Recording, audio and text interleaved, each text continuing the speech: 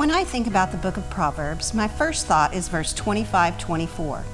Better to live on a corner of the roof than share a house with a quarrelsome wife. Now, this doesn't come to mind because some mature woman gave me this as a marriage advice. No, it is one of the verses that my husband would jokingly recite when we would have a disagreement. And I'll admit, it would lighten the mood most times.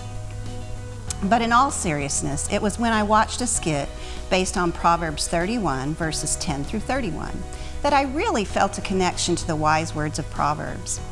I always wanted to be a wife, a mom, and a person who added value to people's lives. Then I wanted to be a godly woman as I matured in my Christian walk.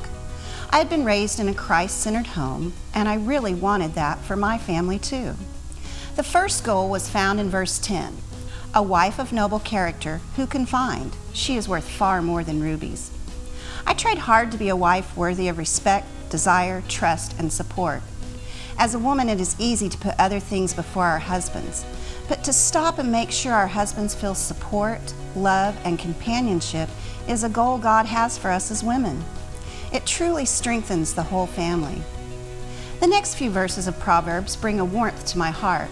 I feel God's arms wrap around me as I read the words, "Her husband has full confidence in her. She brings him good, not harm, all the days of her life." During these last several months, our lives have been turned upside down. Most of us have spent more time with our spouses than when life was allowed to be busier. Having confidence in our lives helps reduce our stresses and fears. So take time to cultivate the joy in order to have a strong marriage. In verse 20, we are told, "She opens her arms to the poor and extends her hands to the needy." I've been so blessed to be able to serve others through this challenging event. Every one of us has felt a need at one time or another. We are finding that the longer this pandemic goes on, the more troubled life can feel. It doesn't take much to help others, and God gives us so much in return when we reach out to our neighbors. Now that schools will not be having in-person learning in the fall, we know that basic needs will continue to be in jeopardy for many children and families. This past spring, our Newburgh campus was providing over 100 families with food boxes each week. That program has continued through the summer, and now we are hearing that numbers will go even higher in the upcoming months. God calls us to keep an eye on those around us. And if you are the one in need, reach out to us. We do want to help. Then I'm reminded in verse 25, "She is clothed in strength and dignity. She can laugh at the days to come." Let's face it, we've shown more strength in the last few months than we ever thought capable.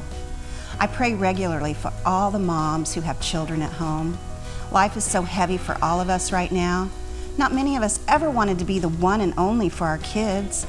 We've always valued the experiences that were made through the regular schedules of life. Squeezing in that last vacation before Labor Day, shopping for school clothes and supplies, setting alarms for the first day of school, finding out your teacher's name as well as your classmates, and moms having a moment to rejuvenate. Strength does not mean easy, so reach out because we know united we are stronger. I want to say verses 28 and 29 that say, "Her children rise up and call her blessed, her husband also, and he praises her. Many women do noble things, but you surpass them all." That would be my end-all goal.